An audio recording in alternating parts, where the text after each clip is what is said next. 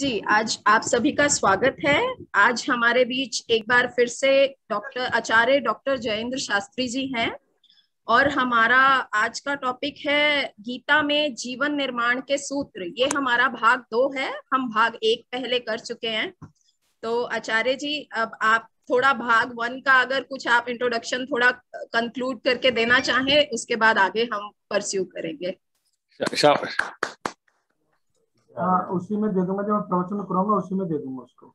हाँ, ठीक है, ठीक है। आप शुरू कीजिए। ओ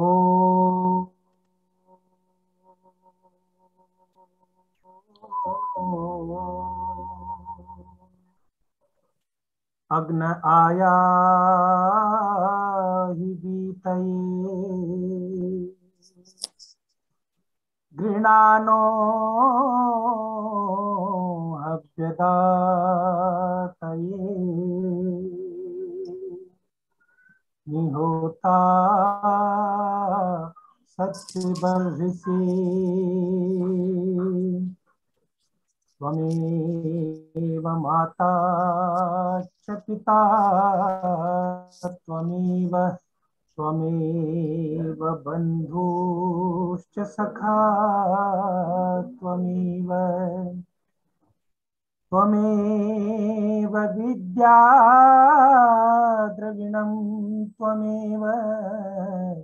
त्वमेव सर्वं मम देव यूं ही जीवन गंवाने से क्या फायदा, चंदन ईंधन बनाने से क्या फायदा, जिसमें भक्ति की ज्योति जली ना कभी, जिंदगी ऐसी पाने से क्या फायदा, जिंदगी ऐसी पाने से क्या फायदा। आचार्य जी, थोड़ा सा चेहरा भी आपका। हाँ, अब ठीक है, अब ठीक है। शांति शांति शांति। अरे बाला किधर आओ तुम। अब आप इसको ठीक करो, इसको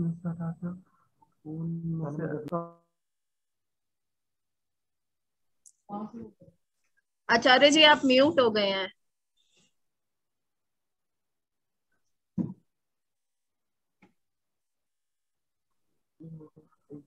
ये दूसरे वाले काम में लगा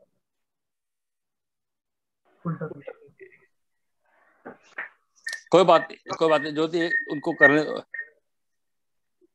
अभी कह रहे हैं मेरे को फोन पे ज्वाइन करा रहे हैं।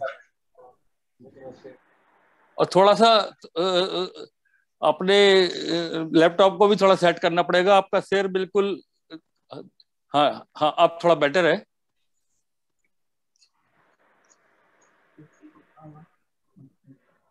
तो लैपटॉप ही चलता रहेगा। नहीं, अब आप एक बार बोल के देखिए। अजय जी, आवाज आप बताइए। आप बहुत अच्छी, बहुत अच्छी। पर आपका चेहरा कट रहा है आपका। उसको ठीक करते हैं, चेहरा ठीक करोगे। थोड़ा ऊपर। हाँ जी, बस बस बस, बस।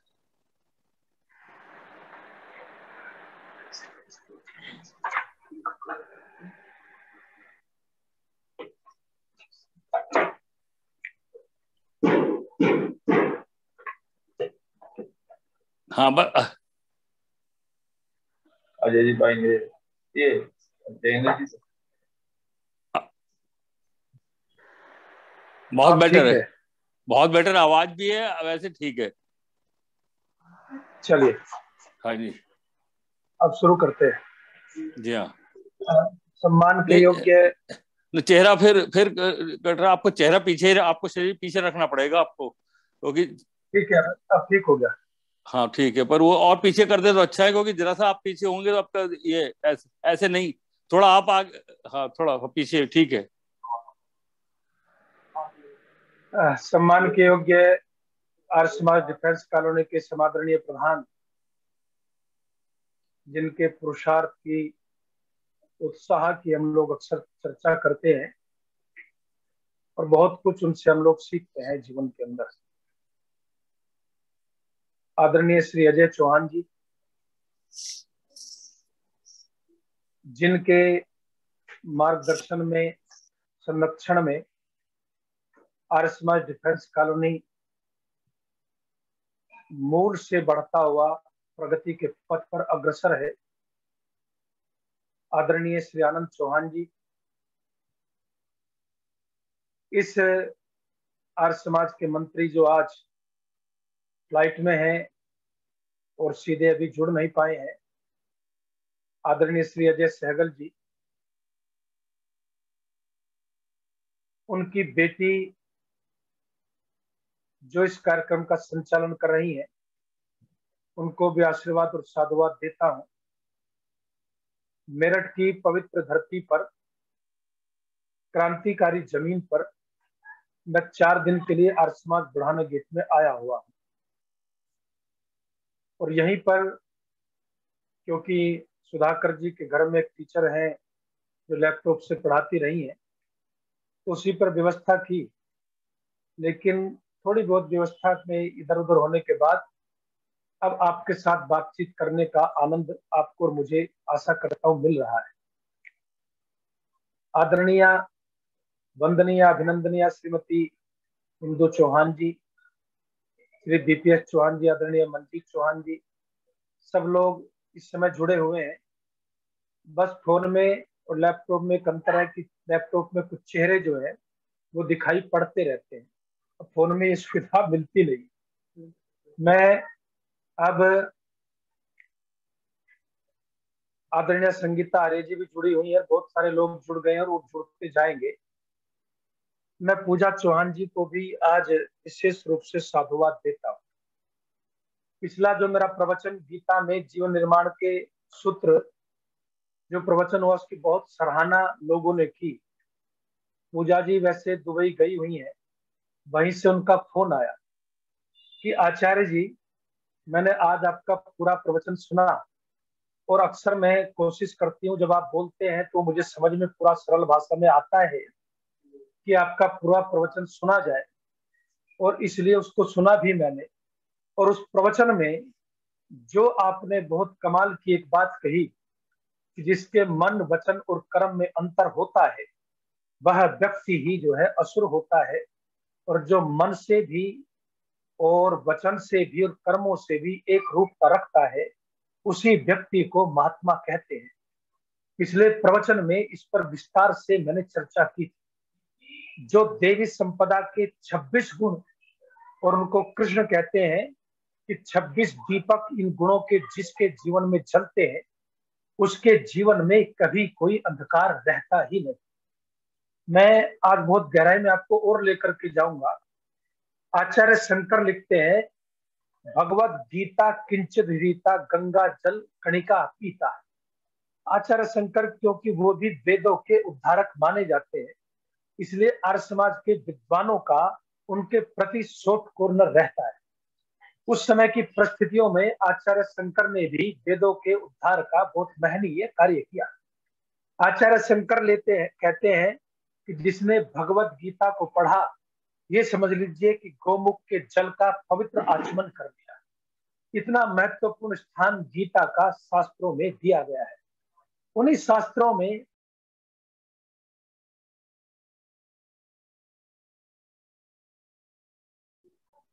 आचार्य जी अनम्यूट कर लीजिए, म्यूट हो गए हैं आप।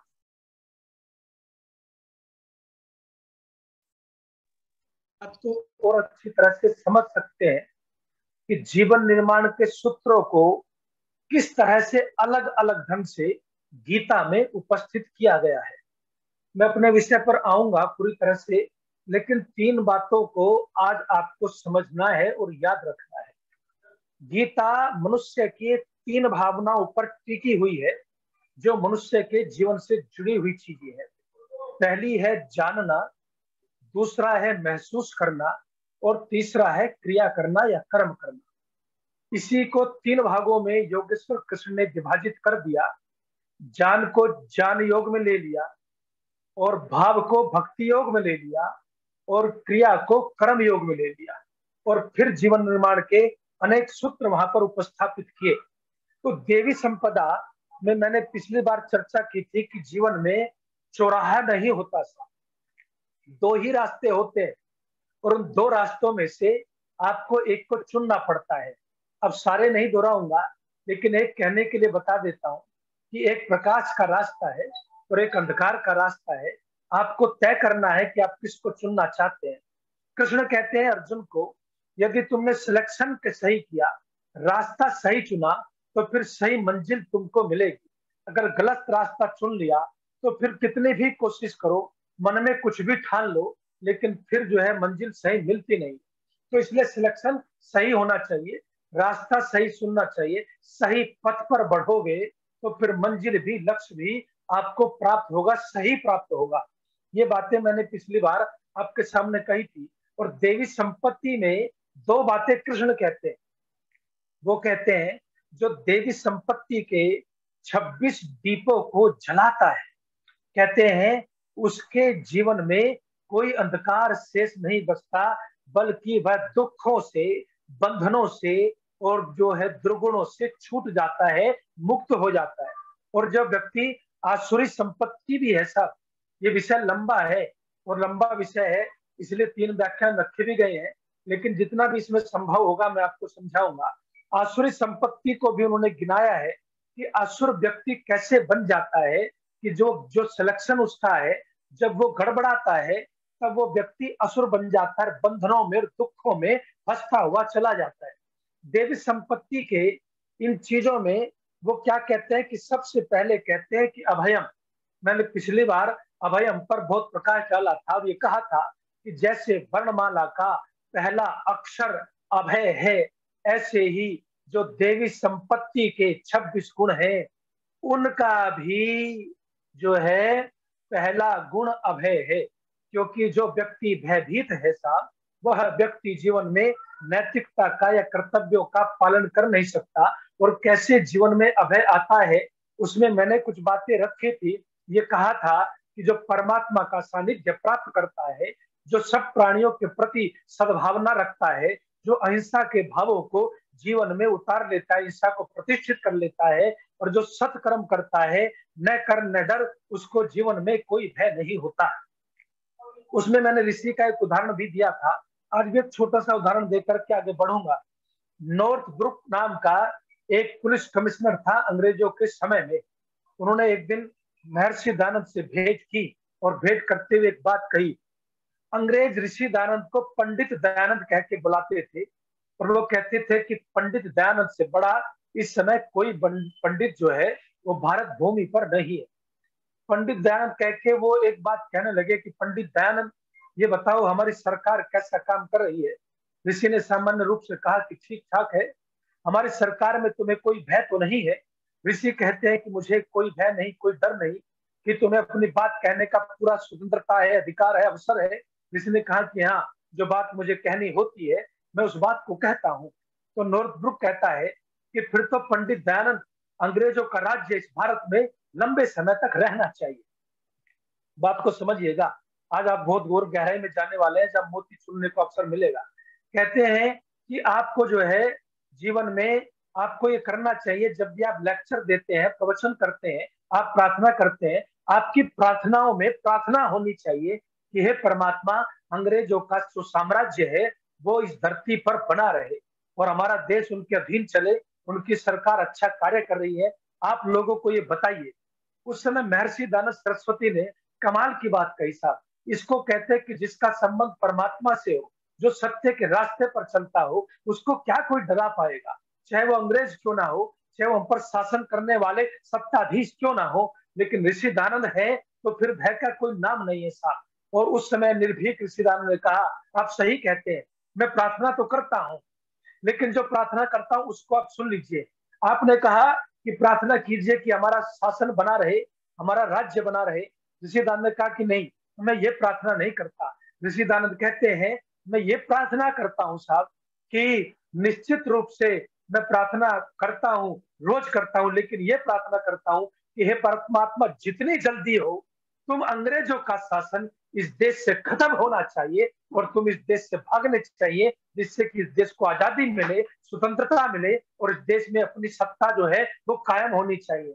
जिस समय महारानी विक्टोरिया के इस डायलॉग के सामने सारी दुनिया नतमस्तक हो गई साहब, और कोई उत्तर नहीं दे पाया। महारानी विक्टोरिया ने कहा कि हम तो पुत्र जैसे प्यार करेंगे भारत की जनता को, अब शोषण नहीं होगा, कोई अत्याचार नहीं होगा, बस हमें शासन करने दीजिए, पुत्र की तरह से प्यार करेंगे। उस दिन भी दयानंद की लेखनी उठी और आग उगलते हुए महर्षि दयानंद ने उस दिन भी कहा, जब इस देश का बुद्धिजीवी मौन हो गया, विक्टोरिया के गुणगान करने लगा, तब भी दयानंद कहते हैं कि विदेशी राजा चाहे पुत्रवत ही प्यार क्यों ना करें, लेकिन स्वदेशी राजा से कभी भी अच्छा हो नहीं सकता। ये निर्भीकता जो आती है, ये आती है सत्य के पथ पर चलने से और परमात्मा से जिसका सामिध्य होता है। तो अभयम की बात की, उसके बाद मैंने आपके सामने बात रखी थी सत्य संशुद्धि की, मन की पवित्रता, अंतःकरण की पवित्रता बेहद आवश्यक है। और उसी संदर्भ में मैंने कहा था कि ऋषि ने कहा है कि वे मनुष्य असुर हैं, राक्षस और पिशाच है, जिनके मन में कुछ जो मन में कुछ और सोचते हैं, कहते कुछ और हैं और करते कुछ और हैं। वस्त्र उज्जवल हो सकते हैं, चेहरा चमकता हो सकता है, लेकिन सोचते कुछ और है, कहते कुछ और है, करते कुछ और है। तो ऋषिदान कहते वे मनुष्य नहीं है, वे पिशाच है साहब, वे राक्षस है, वे असुर है, और वो असुर संपत्ति इकट्ठा करते हैं। इसको भी छोड़ते हैं, परिचय के रूप में बताना आवश्यक था, तो इसलिए मैंने इसको बताया। और तीसरी जो बात है वो मैंने कहा था कि जीवन के अंदर सत्य संशुद्धि, ज्ञान योग व्यवस्थिति, कि जीवन में जो तीसरा गुण है वो ज्ञान का गुण है साहब, कि ज्ञान योग व्यवस्थिति, आपका जो जीवन है वो ज्ञान की और योग की व्यवस्था में ढला हुआ जीवन होना चाहिए। ज्ञान पहले तो है नहीं, अगर हो भी गया तो उसके अनुसार जीना नहीं साहब। हमने भी ये शपथ ले रखी है, चाहे कोई कितना भी समझाए, चाहे कोई कुछ भी बताए, चाहे वेद पढ़ाए या सत्याप्रकाश पढ़ाए या दर्शन पढ़ाए, करना हमें वही है जो हमने ठान रखा है।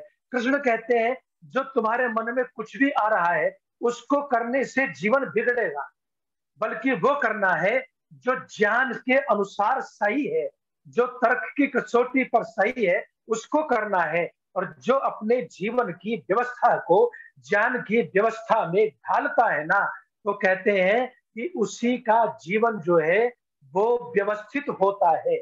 मैंने उसमें उदाहरण भी सुनाया था आपको, श्राद्ध चल रहे हैं साहब, तो श्राद्ध में जो है मैंने आपको क्या उदाहरण सुनाया था, ये उदाहरण सुनाया था कि कबीर जो है उनसे कहा गुरु ने कि दूध ले आओ, तो कबीर एक ऐसी गाय के पास बैठ गए जो सब बन चुकी थी, उसको घास खिलाने लगे।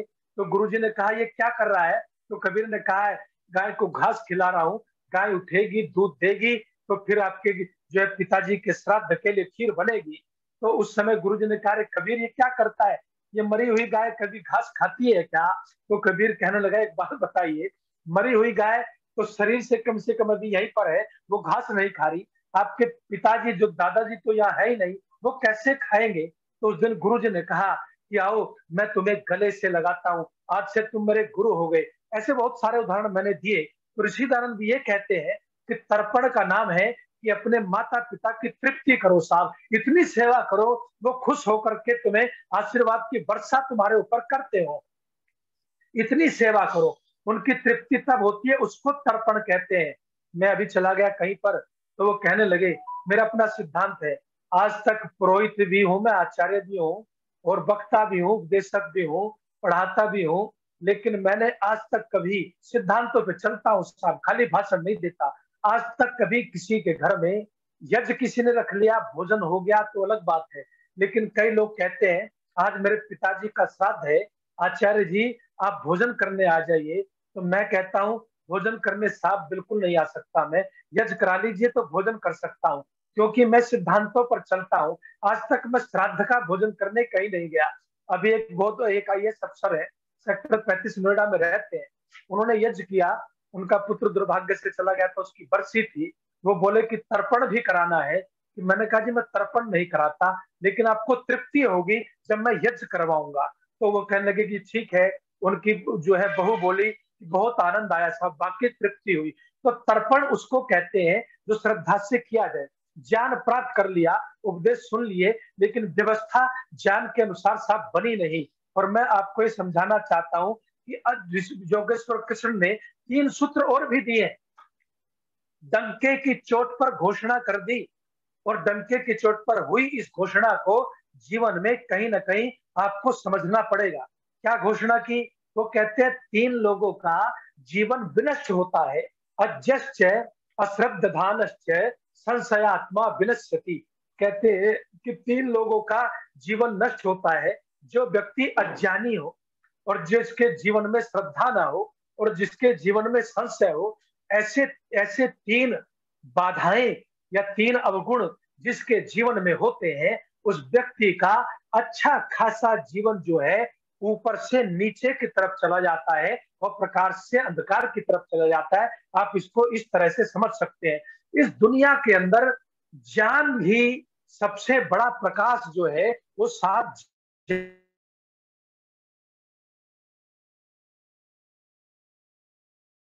ज्ञान का है, और सबसे बड़ा जो अंधकार है वो अज्ञात होगा, उसे कोई रोक नहीं सकता। और मेरे परम पूज्य महनीय एकमात्र कलयुग में महर्षि को प्राप्त पदवी को प्राप्त महर्षि दानव सरस्वती ने तो घोषणा कर दी साहब, अविद्या का नाश और विद्या की वृद्धि करनी चाहिए। वहां पर कहते हैं महर्षि कि इस दुनिया के अंदर नाश अगर किसी चीज का करना है तो वो अज्ञान का करना है, वो अविद्या का करना है। अविद्या जब तक रहेगी, अज्ञान जब तक रहेगा, तब तक जो है कुरीतियां भी रहेंगी, अधर्म भी रहेगा, अंधविश्वास भी रहेगा, क्योंकि उसके मूल में अज्ञान है साहब। भौतिक जो ज्ञान हम पुस्तकों से प्राप्त करते हैं वो भी बहुत महत्वपूर्ण है, लेकिन उससे जागे जब तत्व ज्ञान की बात होती है, तब विवेक की बात होती है। कबीर जैसे लोगों को भी विवेक होता है साहब, इसलिए होता है बहुत पढ़े लिखे नहीं, लेकिन कुछ न कुछ विवेक हुआ, और विवेक होता है तो परमात्मा की सानिध्य से, उपासना से उस विवेक की वृद्धि ज्यादा होती है। मैं तो सामान्य की बात आप कर लीजिए, संस्कृत साहित्य में एक सूक्ति है, ये शाम न विद्या न तपो न दानम ज्ञानम न शीलम न गुणो न धर्म ते वर्तलो के भूय भार भूता। कहते हैं कि जिसके जीवन में विद्या नहीं, ज्ञान नहीं, जिसके जीवन में ज्ञान का प्रकाश नहीं, जिसके जीवन में कोई गुण नहीं, जिसके जीवन में धर्म नहीं, जिसके जीवन में तप नहीं, कहते हैं ऐसा जो व्यक्ति है वो धरती पर जो है बोझ है साहब, धरती पर भारभूत है। तो ऐसे भारभूत व्यक्ति का जीवन, आपने भी सुना होगा गांव में, तो हमारे, मैंने अपने दादाजी को कभी कभी सुनता था, तो वो जिससे नाराज होते थे कहते थे किसी काम का नहीं तू, धरती पर बोझ है। तो जो व्यक्ति इन गुणों से रहित होता है वो व्यक्ति धरती पर बोझ ही होता है। तो कृष्ण कहते हैं अर्जुन, धरती पर बोझ बन के नहीं जीना। कमाल देखिएगा सब शब्दों को जरा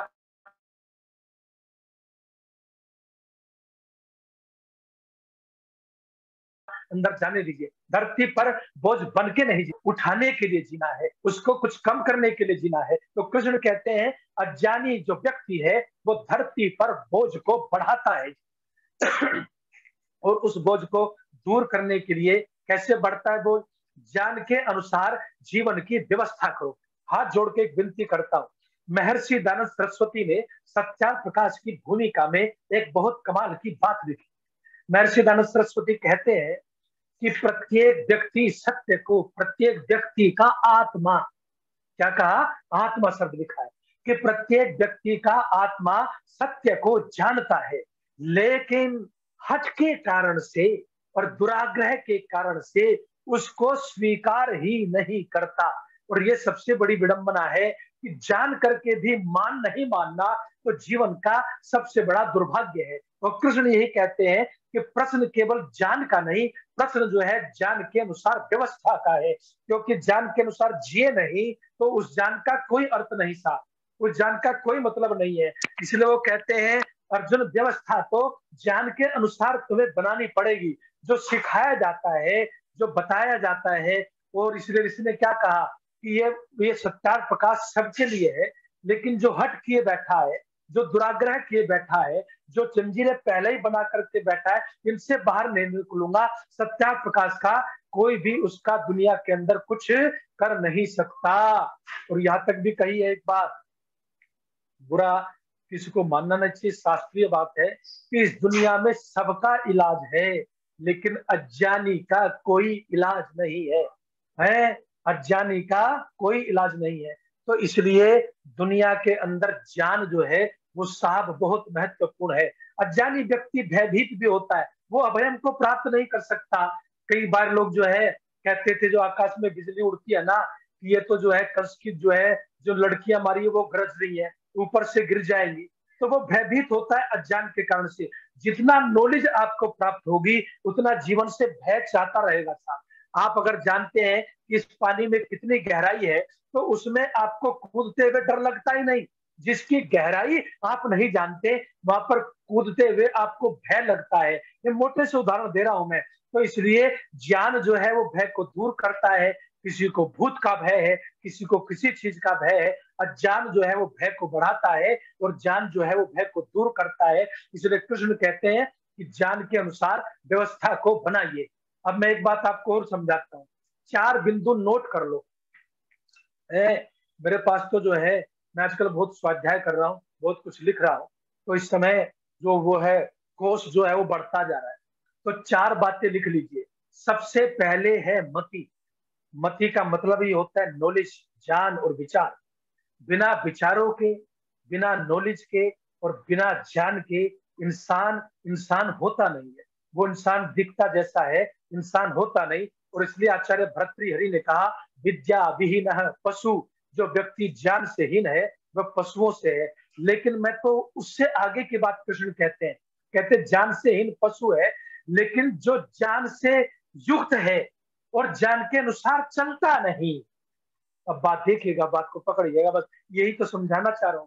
कहते हैं कि जो ज्ञानी तो है लेकिन ज्ञान के अनुसार आचरण नहीं करता, ज्ञान के अनुसार चलता नहीं। कहते हैं ज्ञानहीन पशु हो सकता है लेकिन ज्ञान के अनुसार जो चलता नहीं वो कहते हैं वो असुर है साहब, वो राक्षस है साहब। और वो कहते हैं वो तो मनुष्य रह नहीं पाता, पशु फिर भी ठीक हो सकता है, लेकिन राक्षस होना हमारे जीवन के लिए कदापि उचित नहीं होता। इसलिए वो कहते हैं कि सबसे पहले कृति है साहब, वो कृति के बाद जो है सबसे पहले मति है। सबसे पहले मति है।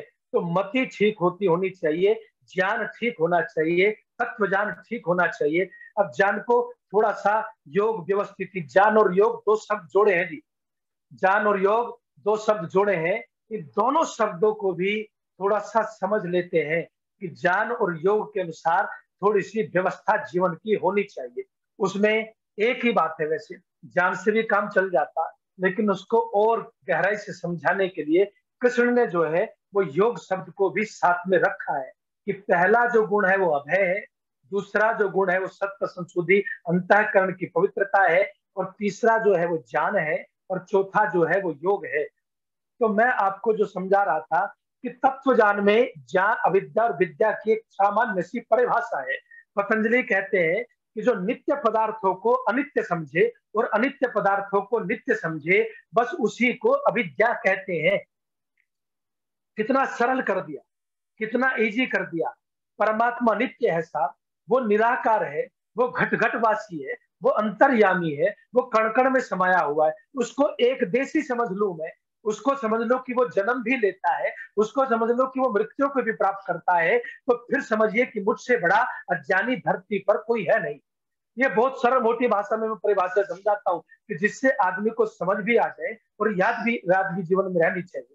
परमात्मा न कभी जन्म लेता है और न उसकी मृत्यु होती है, न वो शरीर को धारण करता है साहब। वो एक देशी नहीं है, वो तो सर्वदेशी है, सर्वव्यापक है। और आत्मा जो है वो एक देशी जरूर है, लेकिन हकीकत ये है न ही आत्मा जन्म लेती है और न ही आत्मा भी मृत्यु को प्राप्त करती है। जो व्यक्ति समझता है कि आत्मा जो है वो जन्म लेती है, मृत्यु को प्राप्त करती है, तो वो भी अज्ञानी है। तो वो मोटी मोटी परिभाषा मैंने आपको ये समझाई है, लेकिन समझता कौन है साहब?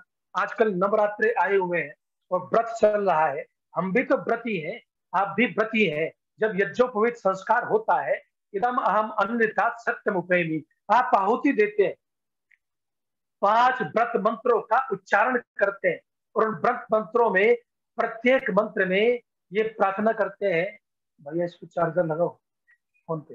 प्रत्येक व्रत के मंत्र में ये प्रार्थना करते हैं कि हे परमपिता परमात्मा, एक कृपा करो। क्या कृपा करो? कि मैं असत्य से सत्य की तरफ बढ़ता चला जाऊं। इसको व्रत कहते हैं। व्रत कोई लक्ष्य नहीं है साहब, व्रत तो जीवन की धारा है, व्रत तो रास्ते पर चलने का नाम है। मैं चलने का प्रण ले लिया कि सत्य के पथ पर चलूंगा तो मैं व्रती हूं। मैंने जो है सत्य के पथ को चुन लिया, सिलेक्शन कर लिया, और बस कृष्ण यही समझा रहे हैं कि सिलेक्शन ठीक कीजिए, सही को चुनिए। चुनने में गलती कर दी तो फिर रास्ता जो जहां जाता है वो वहीं लेके जाएगा, फिर उस पर घूमने का, यू टर्न का अवसर जो है वो बहुत कम होता है। तो इसीलिए सही को चुनना और बिल्कुल उचित को चुनना जीवन के अंदर बहुत आवश्यक है। और आपको इस उचित को चुनना है तो वो कहते हैं कि ज्ञान को चुनिए साहब। सबसे पहले आर्ष ग्रंथों को पढ़िए, वेदों को पढ़िए, और अपने जीवन को ज्ञान से महकाइए, ज्ञान से जो है उसको प्रकाशित कीजिए। सबसे बड़ा उजाला ज्ञान का उजाला है, और ज्ञान के बिना इंसान का जीवन जो है वो पूरी तरह से अंधकार में होता है और अंधकार में डूबा हुआ होता है। अब जो मैं बात आगे की आपको करना चाहता हूँ, लेकिन आपको बता देते हो अज्ञान में हम कैसे कैसे चीजें करते हैं, थोड़ा सरल करता हूँ। एक कथा आती है साहब, और कथा आती है, भक्तगण उस पर तालियां बजाते हैं। आप उसको क्या समझेंगे ये आपको सोचना है। कहते हैं सत्यार्थ प्रकाश में महर्षि दयानंद ने ये कथा दी है। वो कहते हैं कि ब्रह्मलोक में एक नर्तकी थी। वहां दूसरा शब्द है, लेकिन मैंने शिष्ट शब्द लगा दिया कि नर्तकी थी। उसने कुछ गड़बड़ कर दी तो उसको श्राप मिल गया। उस श्राप क्या मिला? श्राप ये मिला कि जा तू इंसान बन जा। मैं कहता हूं इंसान बनने का श्राप कोई श्राप नहीं है साहब, कि तू धरती लोक पर जाएगी, पृथ्वी लोक पर जाएगी। लेकिन वो पृथ्वी लोक पर आई तो उसको पृथ्वी लोक कुछ खास जमा रहा है। तो उसने कहा कि मुझे वापस जो है देवलोक जाना है। तो अनुनय विनय की रिक्वेस्ट की। तो रिक्वेस्ट करने पर जिन्होंने श्राप दिया था उन्होंने कहा अगर कोई व्यक्ति जो है एकादशी का व्रत करता हो और वो जो है उस व्रत का फल तुमको दे दे और तुम्हें कह दे कि तुम वापस जा सकती हो, तो तुम वापस वायुयान से जो है स्वर्ग लोक में वापस आ जाओ। ये कथा है साहब। और इस कथा को मैं कहता हूँ ऋषिदान ने और भी कथा जोड़ी है। छोटी सी एक और बात आपको बताऊंगा, उसके मर्म को समझिएगा। तो कहते हैं कि वो मर्त्य लोक में आ गई और फिर ये ढूंढना शुरू किया कि एकादशी का व्रत कौन रखता है। राजा के पास खबर भिजवाई गई। राजा ने छान मारा पूरा शहर, लेकिन एकादशी का व्रत जो है वो कोई रखने वाला मिला नहीं। इसका मतलब उस समय एकादशी का व्रत हो नहीं रहे होंगे। तो एकादशी का व्रत कोई रखने वाला मिला नहीं। तो कहते हैं कि गलती से वो जो शब्द बोला लिखा गया है उस पुराण में, वो शब्द नहीं बोलूंगा, गरीब आदमी बोल देता हूँ, क्योंकि हमें राजा जी को कोई परेशानी करे ऐसे शब्दों को बोलने का क्या फायदा। तो उस समय कहा कि उसको गरीब औरत ने अपने पति से झगड़ा हो गया था। ये देखिएगा किस तरह से अज्ञान में व्यक्ति डूबता है।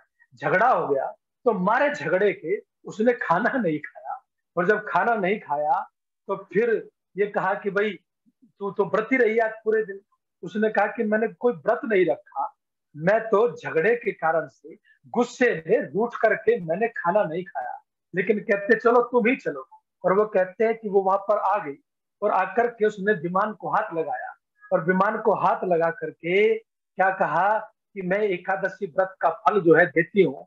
तो उस नर्तकी को लेकर के विमान जो है वो साफ उड़ गया और उड़ करके फिर से स्वर्ग लोक में पहुंच गया। अब विचार आपको करना है। महर्षि दयानंद सरस्वती ने उस दिन अपने प्रवचन में ये बात कही कि जितने भी लोग एकादशी का व्रत करने वाले हैं वो सारे आ जाएं। मुझे स्वर्ग लोक में कुछ पान भिजवाने हैं, क्योंकि वहां कुछ लोग पान के प्रेमी हैं, और वो पान जो है वो स्वर्गलोक में भिजवाने हैं। तो एकादशी का व्रत करने वाले सारे लोग आ जाएं और आकर के उस पर जो है चलेंगे, और चलेंगे तो वो जो है पान वहां पर पहुंच जाएंगे, विमान को हाथ लगा दे। और वो पान पहुंच गए तो ऋषिदान ने कहा कि वेदों को छोड़ दूंगा, आज से ज्ञान का रास्ता छोड़ दूंगा मैं, और मैं आर्य समाज की स्थापना को विनष्ट कर दूंगा। मैं भी आकर के एकादशी का व्रत करूंगा। लेकिन कुछ हुआ नहीं साहब, और होता ऐसे नहीं है। कृष्ण यही समझाते हैं कि ज्ञान को प्राप्त करके जीवन की व्यवस्था को, जीवन की पटरी को, उस पर जो जीवन की गाड़ी को ज्ञान की पटरी पर डाल दे साहब, तो फिर लक्ष्य सही होगा। तो इसलिए जीवन में ज्ञान की व्यवस्था को अनुसार जीवन को जीना है, अज्ञान की व्यवस्था के अनुसार नहीं। उन्होंने एक उदाहरण भी दिया है जो अक्सर आप सुनते रहते हैं कि दो चेले थे साहब, और दोनों चेले जो है वो गुरुजी के पैर दबाते थे। और एक चेले का एक दिन मार्केट गया हुआ था, तो एक दाहिना पैर दबाता, एक बायां पैर दबाता। लंबा नहीं करूंगा, आपको सिर्फ याद कराने के लिए कह रहा हूँ है। तो उसका गुरुजी ने पैर अपना जो बाया था वो दाहिने पर रख दिया गलती से। उसने उठा के डंडा दिया कि उसका पैर मेरे पैर पर कैसे आ गया। अब जो मार्केट से आया ना, उसने देखा पैर सूजा हुआ है, और उसने क्या किया कि गुरुजी पैर कैसे सूजा हुआ है। कहने लगे जो अनाड़ी बैठा है ना, इसने डंडे से इसको मारा है। कहता ये तुम्हारा पैर है।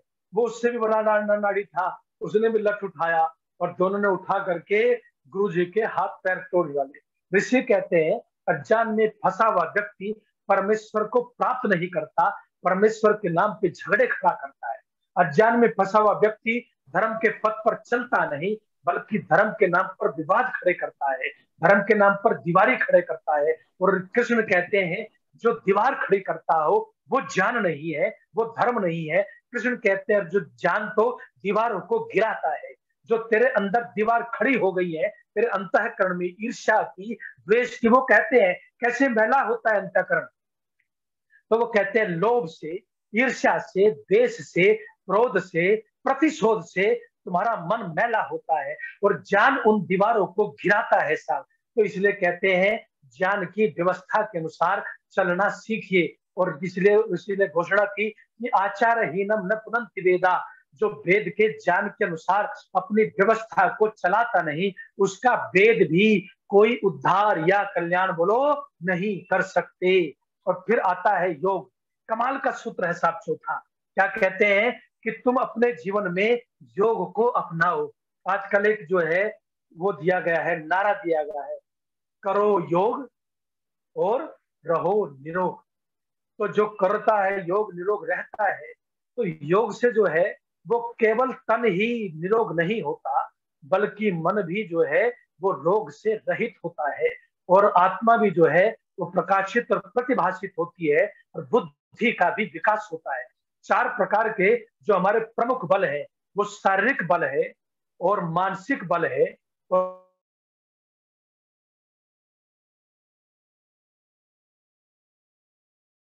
बौद्धिक बल है, और आत्मिक बल है। ये चारों बल से बढ़ते हैं साहब। आप अपनी आत्मा के बल को बढ़ाना चाहते हैं तो ध्यान करना पड़ता है। आप अपने शरीर के बल को बढ़ाना चाहते हैं तो प्राणायाम और आपको आसन का सहारा लेना पड़ता है। और यदि आप अपने बौद्धिक बल को बढ़ाना पाते हैं तो फिर स्वाध्याय करना पड़ता है, चिंतन करना पड़ता है, प्राणायाम करना पड़ता है। तो आप ये चारों बल जो है तो आपको जीवन में ये सीखना है कि कैसे जो है हमारा जीवन बढ़े, चारों बलों की वृद्धि हो।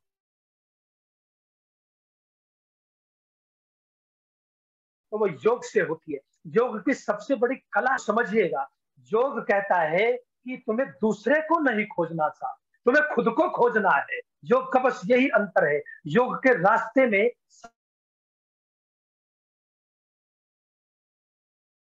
सारी खोज अपने लिए है, सारा उद्धार अपने लिए है, उसको लाभ मिलेगा। लेकिन पहले अपने आप को प्रकाशित तो कीजिए। तो मेरा फोन दो, मुझे टाइम का तो पता नहीं चला। तो कहते हैं कि योग की जो आत्मा है, योग का सारी खोज जो है वो जीवन के अंदर किसके लिए है? आपके अपने लिए है साहब। तो जो अपने आप को प्रकाशित नहीं करेगा, तो महात्मा बुद्ध ने कमाल का सूत्र दिया। महात्मा बुद्ध क्या कहते हैं? सबसे पहले तुम खुद एक जला हुआ दीपक बनो। जब तुम जला हुआ दीपक बनोगे तभी तो दूसरे के जीवन का अंधकार मिटा सकते हो, क्योंकि तुमने अपने जीवन के अंधकार को मिटा दिया। ऋषि धनुष से भरकर के आए, जलते हुए दीपक बनकर के आए। और मैं अक्सर विद्वानों से और वक्ताओं से कहता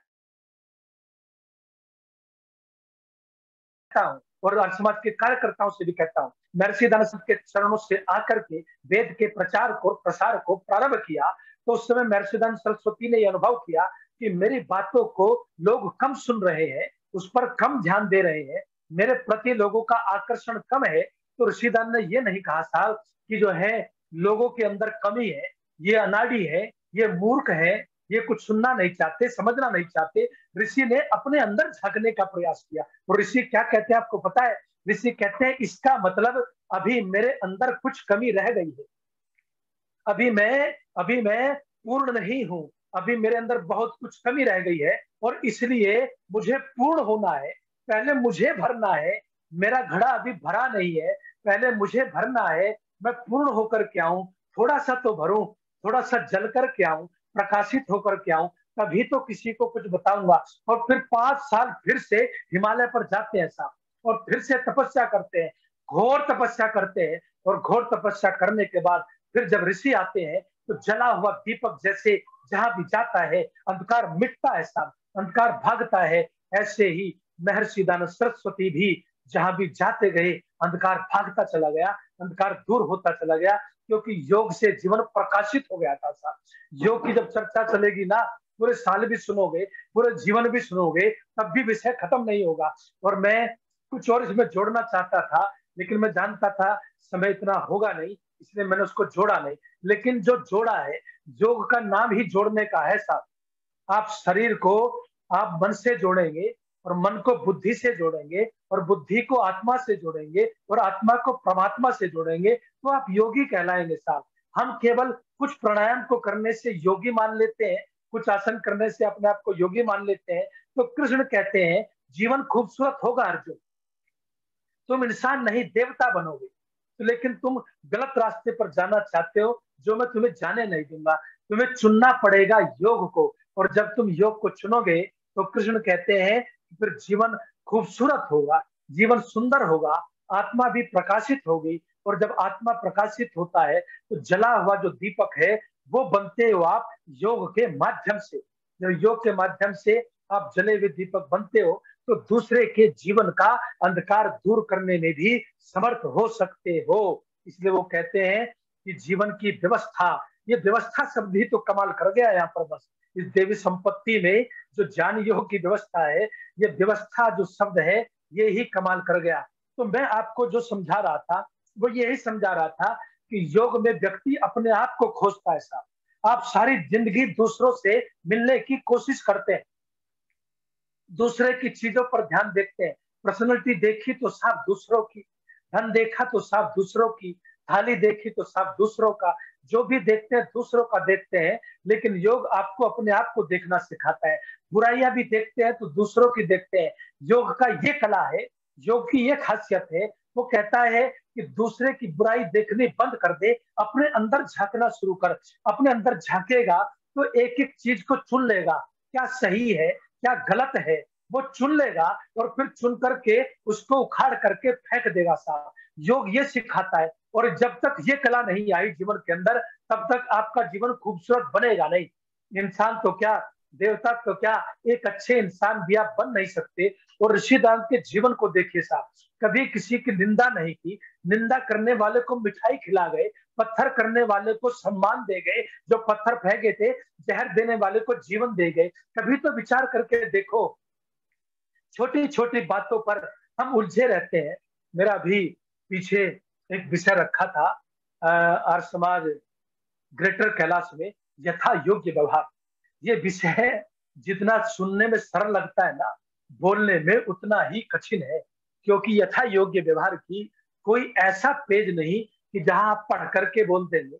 इस पर आपको सब चीजों को कलेक्टिव करके फिर उन पर चिंतन करके बोलना पड़ता है। तो उसमें भी मैंने लोगों को बहुत गहरी बातें समझाई, और उसमें भी यही कहा कि सबसे पहले व्यक्ति क्या कहता है कि सूर्यताम धर्म सर्वस्वम श्रुत्वा चेवावधार्यताम आत्मनः प्रतिकूलानि परेशान न समाचरेत्। कि जीवन के अंदर सबसे पहले तुम दुनिया के अंदर धर्म के सर्वस्व को सुनो और सुन करके उसको धारण करो। और वो सर्वस्व क्या है? वो कहते हैं कि जो व्यवहार तुम्हें अपने लिए अच्छा लगता है वो व्यवहार दूसरे को करो। अगर तुम्हें लगता है कि कोई मेरा अपमान न करे, कोई मेरी निंदा न करे, कोई मेरी बेइज्जती न करे, सब मेरा सम्मान करें, तो फिर कहते हैं कि तुम क्यों दूसरे की निंदा करने में सदा तत्पर रहते हो, तुम दूसरे का अपमान करने में क्यों तत्पर रहते हो, तो दूसरे के लिए क्यों अपशब्द निकालते हो। तो कहते हैं कि तुम्हें जो अपने लिए अच्छा नहीं लगता, ये कसौटी है योग की साहब, वो दूसरों को मत परोसिए, वो दूसरों को मत कहिए। और जो तुम्हें अपने लिए अच्छा लगता है, मुझे अच्छा लगता है साहब कि कोई मेरी प्रशंसा करे, कोई मेरे गले में माला डाले, कोई मेरा सम्मान करे, कोई मुझे जो है इज्जत दे, तो फिर दूसरों को भी इज्जत देनी सीखो ना। तो कहते हैं योग ये सिखाता है, योग दूसरे से कभी शुरुआत नहीं कराता, योग की तो शुरुआत भी अपने से है और बोलो समाप्ति भी अपने पर ही है। और जो व्यक्ति अपने जीवन से शुरुआत योग से कर जाए तो वो कहते हैं वो अपने आप अंदर झांकता है। पिछली बार मैंने थोड़ी सी झलक दी थी और ये कहा था कि अक्सर हमारा जब विवाद होता है तो हम क्या कहते हैं, तू जानता नहीं मैं कौन हूं। मेरे सामने दो व्यक्तियों में झगड़ा हो गया, वो कहने लगे तू जानता नहीं मैं कौन हूं।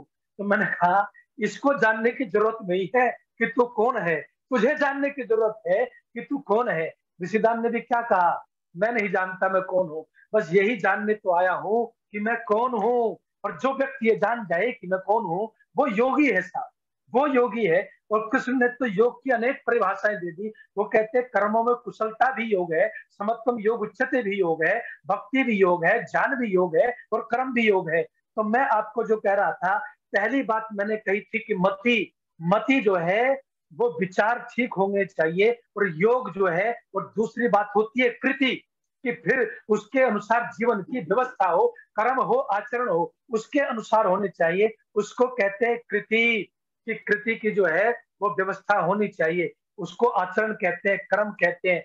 बुद्धि ठीक होगी, जहां सुमति वहां संपत्ति नाना, तो फिर कहते हैं कर्म भी ठीक होंगे। नॉलेज ठीक होगी तो कर्म भी ठीक होंगे, फिर योग की तरफ बढ़ोगे साहब। योग का मतलब ये होता है आचरण करना, फिर योग की तरफ बढ़ोगे। और फिर कहते हैं कृति होता है, फिर जो है वो जो है स्थिति होती है।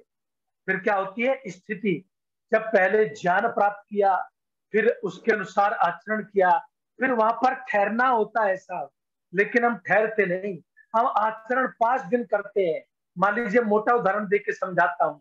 किसी ने कहा योग करना चाहिए, आपने संकल्प ले लिया कि योग करूंगा, सुबह ठंड में आर्य समाज में योग क्लास लगती है, वहां जाऊंगा। लेकिन जैसे ही सुबह गरमाई आई रजाई में साहब, तो आप 4 दिन गए, 5वें दिन आपने क्या कहा, अरे यार ये तो रोज रोज का बड़ा मुश्किल काम है, घर में ही कर लूंगा। न आपने घर में किया, न आप क्लास में गए, तो स्थिति जो है वो रह नहीं पाती। और कहते हैं, कृष्ण कहते हैं जो रास्ता चुना उस लेवल पर पहुंचे तो वहां रुकना पड़ता है। चाहे बिजनेस हो, चाहे ज्ञान हो, चाहे आचरण हो, आप अगर कहीं पहुंचे हैं तो आपको वहां रुकना पड़ता है, स्टेबल होना पड़ता है, स्थित होना पड़ता है। और उसी को कृष्ण कहते हैं कि जो स्थित हो जाए, जो ठहर जाए एक लेवल पर जाकर के, जो कम से कम नीचे न आए, तो कृष्ण कहते हैं वह व्यक्ति योगी। ऐसा ये योग की परिभाषा मैं आपको बता रहा हूं। लेकिन जो बार बार फिसलता हो और फिसल करके खड़ा ना होता हो, वो काहे का योगी है। योगी वो है जिसके जीवन में फिसलन नहीं, डगमगाया तो फिर खड़ा हो गया, डगमगाया तो फिर खड़ा हो गया। और कहते हैं तो फिर चौथी स्थिति, जब स्थिति होती है तो फिर गति होती है साहब। चौथी बात गति की है, वो व्यवस्था से आती है, वो योग से आती है, वो ज्ञान से आती है। पहले मति, फिर कृति, फिर स्थिति और फिर गति। जब आप एक जगह रुक गए, एक लेवल पर आ गए, एक रास्ता चुन लिया, तो फिर दौड़ेगी गाड़ी साहब, फिर मंजिल मिलेगी, फिर आपको कोई भी जीवन के अंदर रोक नहीं सकता। दूसरों को ठीक करने की चिंता छोड़ दीजिए। योग कहता है अपने आप को थोड़ा सा संभालिए, दूसरों की बुराइयां निकालने का सिलसिला बंद कर दीजिए, अपने अंदर खोजना शुरू कीजिए। टॉलस्टॉय जैसा व्यक्ति क्या लिखता है आपको पता है? वो व्यक्ति कहता है कि कोई ऐसी गलती या जो है दुर्व्यसन मेरे अंदर नहीं था, ऐसा नहीं था जो मेरे जीवन में ना हो। राजकुमारों जैसा मेरा जीवन था, 4000 बीघे का मैं जमींदार था, और मैं मेरे अंदर सिर्फ एक कमी मान लो या अच्छाई मान लो, कमी तो नहीं अच्छाई थी। क्या अच्छाई थी? अगर मुझसे कोई गलती हुई, तो टॉलस्टॉय लिखता है अपनी आत्मकथा में, तो फिर मैंने उस गलती को स्वीकार किया, और स्वीकार करने पर मेरी पत्नी ने मुझे चप्पलों से भी पीटा, लेकिन फिर भी मैंने उससे कभी झूठ नहीं बोला, केवल सत्य बोला। अपने अंदर में झांका जरूर, गलती करके मैं अपने अंदर झांका जरूर, और झांक करके मैंने क्या किया, झांक करके मैंने किया, झांकने का ये परिणाम हुआ कि झांकते झांकते मैंने अपनी सारी गलतियों को चुनता गया, उनको बाहर निकालता गया, उनको ठीक करता गया। और एक दिन ऐसा हो गया कि मुझ जैसे लीचर आदमी को भी आज लोग महात्मा टालस्टाय कहते हैं, क्योंकि जो गलतियां थी उनको पहचान लिया मैंने, और पहचान करके अपने जीवन से निकाल करके दूर फेंक दिया साहब। इसको योग कहते हैं। और इसको जो समझ गया, और मैं आज लिख करके दे सकता हूं आपको, इन शब्दों को लिख लेना कहीं अपने हृदय के मंदिर में। समय तो भाग लिया, बड़ी तेजी से मैं चलता हूँ, फिर भी समय कहाँ रुकता है। आचार्य जी समय इसको अपने जीवन में लिख लीजिएगा। क्या लिख लीजिएगा कि जो व्यक्ति अपनी गलती को स्वीकार करता है और दूसरे को क्षमा करना सीख लेता है, वो सबसे बड़ा योगी भी है, और वो महापुरुष बनता है। दुनिया की कोई ताकत उसको महात्मा बनने से रोक नहीं पाती। इसलिए आपको महापुरुष बनना है। मुझे आई भी है सूचना हमारी संयोजिका की, इस समय हो गया है। अगला जो गुण है वो दानम दमश्च यज्ञश्च स्वाध्यायस्तप आर्जवम। कहते हैं कि दान करना, दया करना, यज्ञ करना, स्वाध्याय करना, तप करना और सरलता से रहना। फिर अगले प्रवचन में इस श्रृंखला को आगे बढ़ाएंगे, लेकिन आज दो बिंदु जो मैंने आपके सामने रखे हैं उन पर समय की मर्यादा का ध्यान रखते हुए अपनी वाणी को यहीं पर विराम देता हूं, और आशा करता हूं जीवन निर्माण के इन सूत्रों के दीपों को जलाइए और अपने जीवन के समस्त अंधकार को दूर करके आप भी एक जले हुए दीपक की तरह बनिए। जहां भी जाएं प्रकाश फैलता जाए। इन्हीं शुभकामनाओं के साथ वाणी को विराम। ओम शांति ही शांति ही शांति ही। बहुत सारे लोगों के कमेंट्स आए हैं, अभी भी आ रहे हैं, सबका धन्यवाद करता हूँ।